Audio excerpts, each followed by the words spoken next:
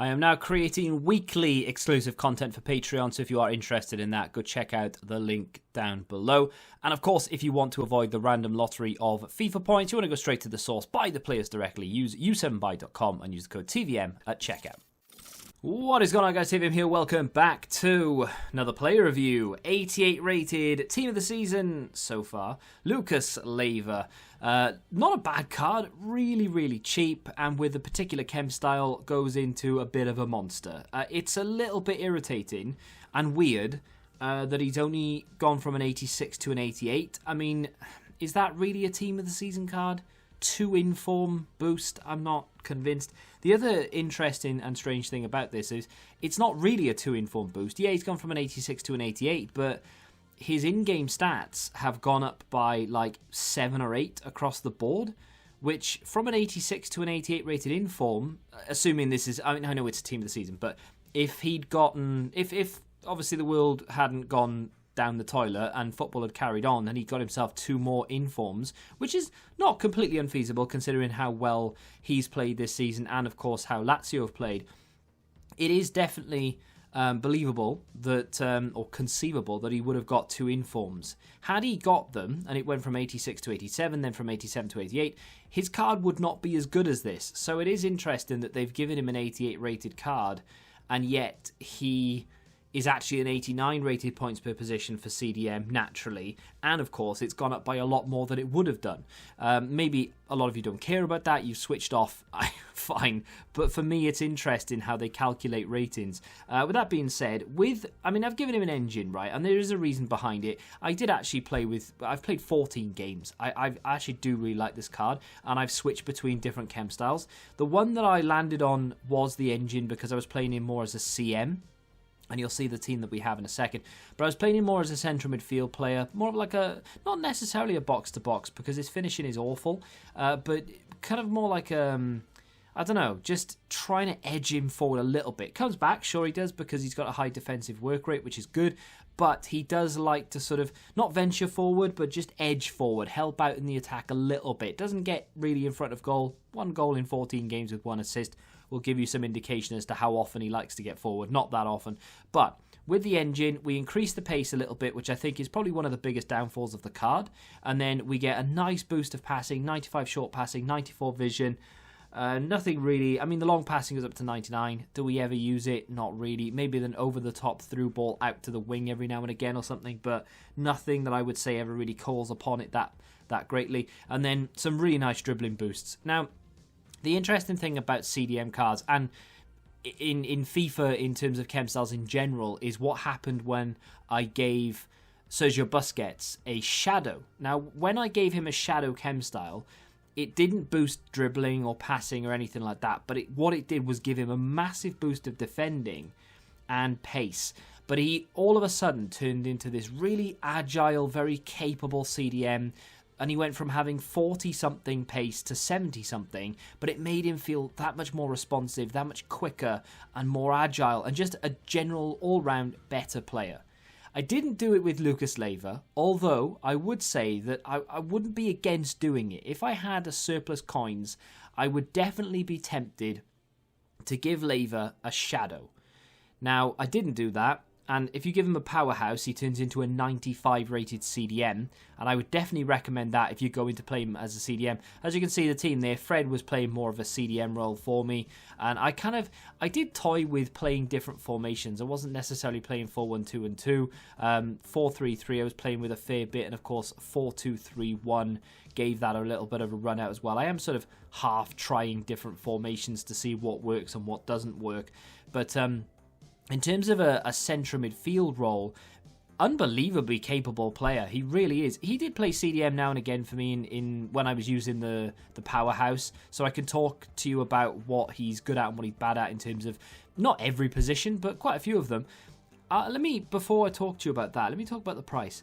40,000 coins. That is so cheap. And to the point where I only played 6 games in Weekend League, and the reason why I did that, or rather got to 6 wins in Weekend League, and the only reason I did that was because I only needed that amount of wins to finish off the what was it? The icon swaps token that I needed. I only needed a couple of wins. Started off the next one and then just went on to a different account and started playing on a different account. But the whole point of me mentioning about the whole 6 wins thing is in this, I'm kind of hoping I get Lucas because we are limited to 88 rated cards, I think it is, with 6 wins. I know a lot of people this week have tweeted me saying I only went to 6 wins because I'm going to break it down. I'll do 6 wins now and 6 wins in a couple of weeks. And that does icon swaps for me. And I'm happy enough to do that. And I've got an okay chance of packing a sort of semi-decent team of the season card. I reviewed Bentancur this morning. Good card. Lucas, very good card. Not compared to Bentancur, but in terms of versatility, a much better CDM, very agile, not particularly without a chem style, but with a particular chem style, whether it be a shadow, not an anchor, not an engine. Obviously, you don't want to use an anchor, but with a shadow, he is pretty quick. Actually, would turn into a 89 acceleration, 80 sprint speed. That is very good. With an engine, it's only 79, 75, but still very capable. The teams that are coming up against are not great, so take it with a pinch of salt that maybe he's not going to be as good for you as maybe he felt for me in some games. I did play some pretty good teams, and some of the opponents with bad teams were still very good, but a lot of the teams were geared towards objectives, whether they be first owner La Liga or first owner French League or whatever it may be. Not ideal when you're trying to test out whether a player is good or not, because you just really don't know. You're sort of hoping that, I mean, this team right here, this is a very good team, and he was a decent opponent as well. So when you're playing against this sort of team, and he's got red picks in there, you know that obviously, I mean, the red pick isn't very good, but you know he's a champs player, because not everyone plays champs, believe it or not. You may think, oh, everyone automatically plays champs or has played champs at some point, but if you look at, I think it's one of the achievements is only sort of, I don't know, between 5 and 10% of foot players actually play champs. There's an achievement that says play like a foot champs game or something, and when you unlock it, it says only 5% of people have unlocked this or something, which is just mad when you really think about it. But that being said, just take it with a pinch of salt, because some opponents are obviously going to be better than others. But my general consensus of the card is that he is a pretty good player, considering he's only 40,000 coins. Definitely doesn't come without his negatives, because I'm not going to sit here and say that he's the best CDM I've ever used. I still prefer Sergio Busquets. I think he's fantastic. I definitely still prefer Kante. I think he's insane. He's still my favourite card in the game, and that is the base Kante. Obviously, I've not used the Team of the Year or any other variant of that card, so I can't say that, oh, that's the favourite, but I've used Kante for God knows how many games now, and I do genuinely love that guy. So Lucas doesn't come close to being that good, but still a very capable player. For 40,000 coins as well, insane. But like I said, it doesn't go without its negatives. 3-star, 3-star, not ideal. Not bothered about the 3-star skills. I'm actually okay with that. That's fine. But the 3-star weak foot is a little bit irritating. The sprint speed without a chem style can be irritating as well when you're trying to come back on defense, especially if he's a box-to-box. If you've got him as a CDM and you've told him to stay back while attacking or drop between the two centre-backs or whatever it may be, the pace isn't going to be that much of a big deal. But if you're, box-to-boxing and he's sort of wandered up the field just a little bit, because he doesn't want to wander too far because of that high defensive work rate. I didn't actually play with any instruction on him, so it was just sort of natural instructions, or natural work rates, I should say. But if he has wandered up the field just slightly, then getting back is going to be a bit of a slog. He's not the quickest, obviously. So with a shadow, that would definitely fix it. With a engine, it helps. It doesn't fix the problem, but it definitely helps. His positioning is probably the only thing worth mentioning, and that is, of course, without the instruction.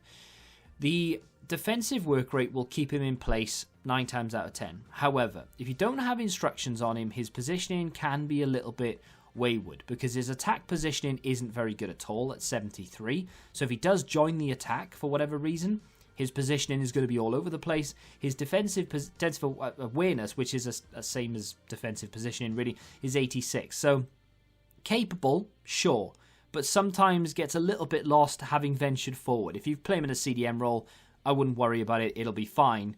But still, Just something to take note of. Good card for 40k. I think actually a bit of a bargain, bit underrated. If you have used Lucas's Team of the Season so far card, let me know in the comments what you think of it. If you have enjoyed the review, hit the like button, subscribe to the channel if you do, and until the next time, goodbye.